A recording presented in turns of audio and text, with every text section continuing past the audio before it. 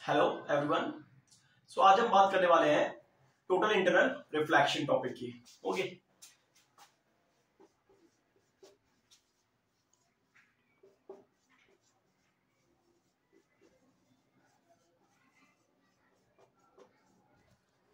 So first of all मैं बताना चाहूंगा कि टोटल इंटरनल रिफ्लेक्शन में बेसिकली जो लाइट है वो आपकी मूव करती है from denser medium to rare medium. ठीक है, तो इसका एग्जांपल हम समझ सकते हैं। मान के चलो ये डेंसर हमने स्लैब ले ली है, ठीक है, ग्लास स्लैब है, डेंसर मीडियम है, ठीक है। तो यहाँ पे आपका रेयर मीडियम है और यहाँ पे है आपका अंदर डेंसर मीडियम, ठीक है। तो लाइट रे जब डेंसर मीडियम से जब रेयर मीडियम में जाएगी, ठीक है, तो लाइट क्या होती है, away from the normal bend होती है, ठीक है।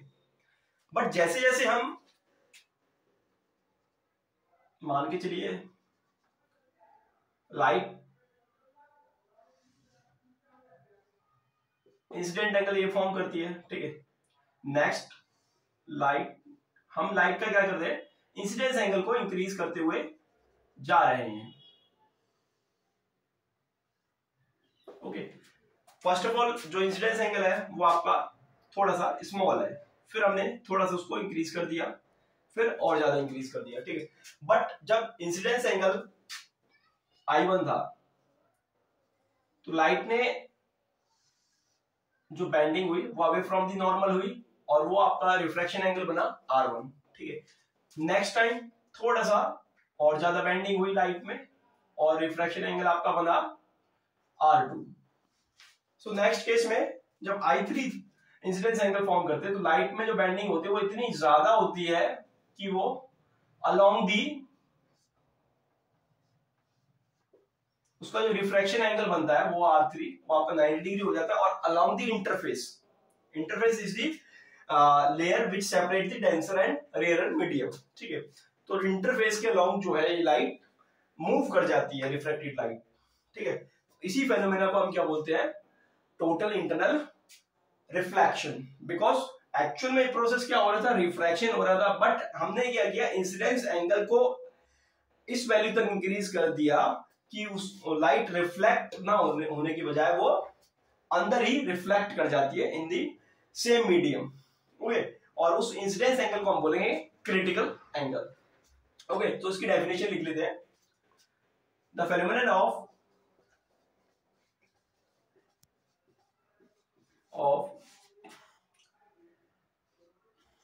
Moving of light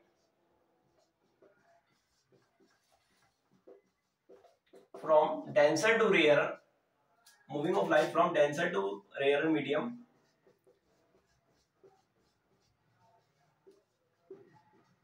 and at critical angle of incidence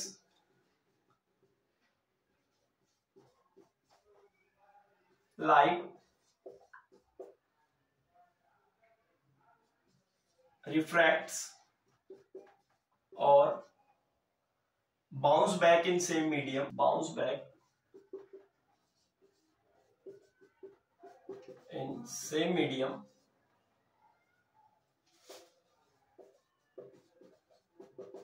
is called total internal reflection.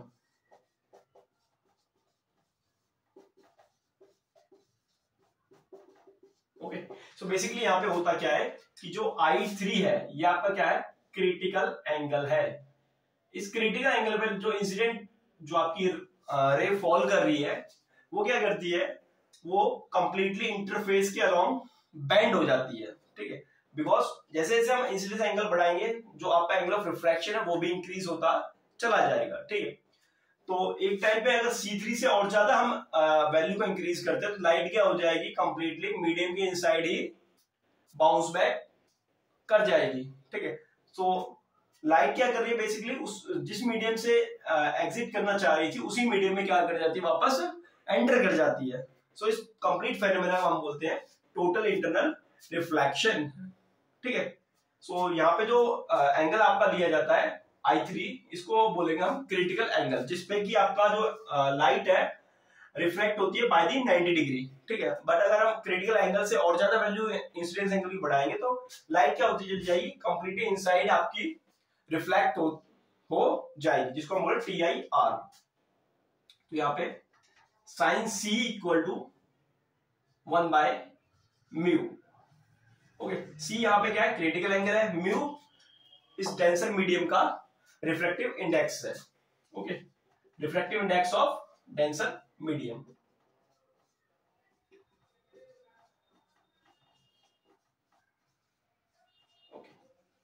यहाँ पे हमने जो रेयर मीडियम लिया हुआ है, ये क्या है आपका, रेयर मीडियम एयर है आपका, ठीक है। तो एयर का रिफ्रैक्टिव इंडेक्स क्या होता है, जनरली 1 होता है। तो जो आपकी म्यू की वैल्यू आएगी वो आपके पास आएगी डेंसर मीडियम का रिफ्रैक्टिव इंडेक्स, ठीक है। तो यहाँ पे C आपका हो जाएगा critical angle, sine C equal to 1/μ। जैसे जैसे आप रिफ्रैक्टिव इंडेक्स बढ़ाते चले जाओगे तो क्रिटिकल एंगल की वैल्यू क्या होगी, स्मॉल होती चली जाएगी, because critical angle and refractive index both are inversely proportional to each other. Okay, thank you so much, and I hope you will learn this concept very easily, and best of luck for your upcoming CBSE physics exam. Thank you so much.